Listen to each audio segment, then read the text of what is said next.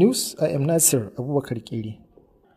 Nigeria gained independence from Britain in 1960, and it has since become a major player on the African continent and the world at large.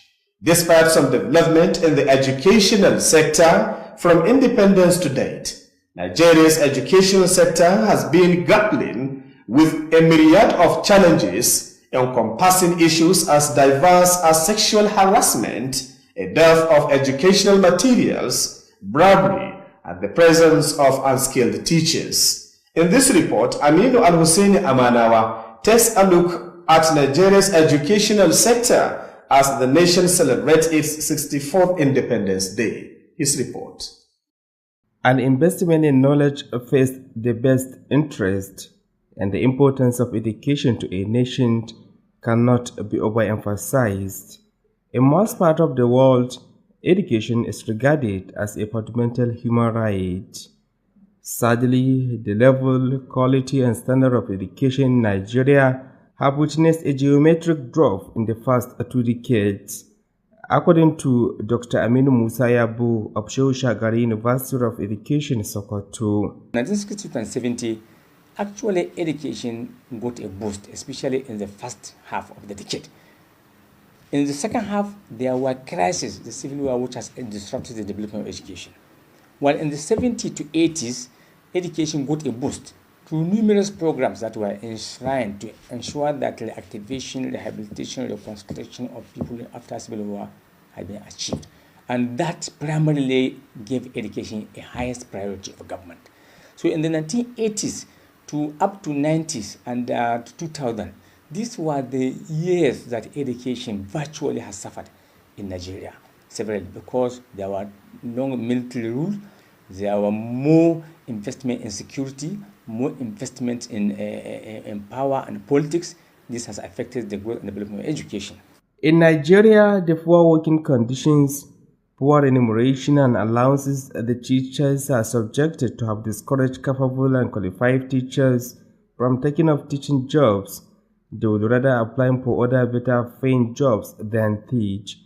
Professor Mustapha Namaka, Executive Secretary of Sokoto State Female Education Board, speaks. The infrastructure decay and poor remuneration and poor motivation of teachers and non-teaching staff in our schools are among the factors that always militate against the development of educational sector in Nigeria. But now you have to include 2 more factors. That is the rate of poverty in the society and also the insecurity. The total population of Nigeria as of independence stands at 45.2 million, but this is not the case now as the country has witnessed astronomical rise in the populations.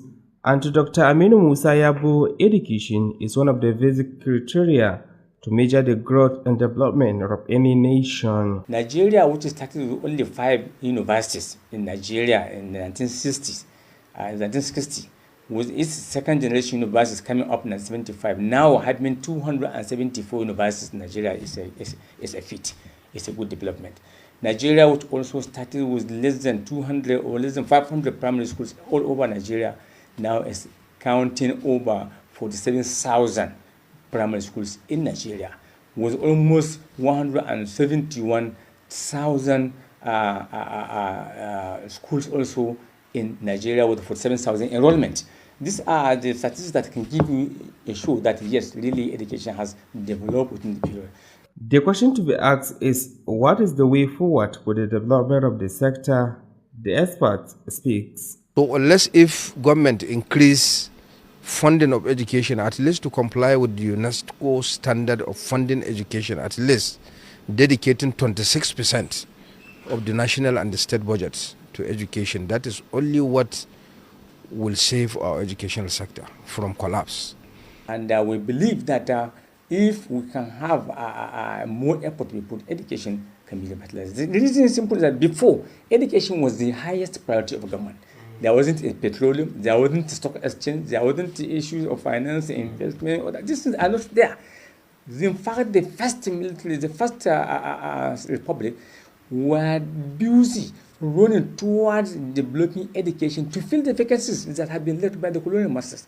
As Nigeria celebrated its 64th independence, Reports from the United Nations reveal that primary enrollment rates in Nigeria have increased from 57 in 1999 to 71% in 2018. This increase can be attributed to government efforts to improve access to education and reduce the gender gap. Education in Nigeria is based on learning processes at the primary school level, at the secondary school level, and at the tertiary level as well. Aminu Alhussaini Amanawa, reporting for Alu TV News. MTA Sokoto Network Center has joined other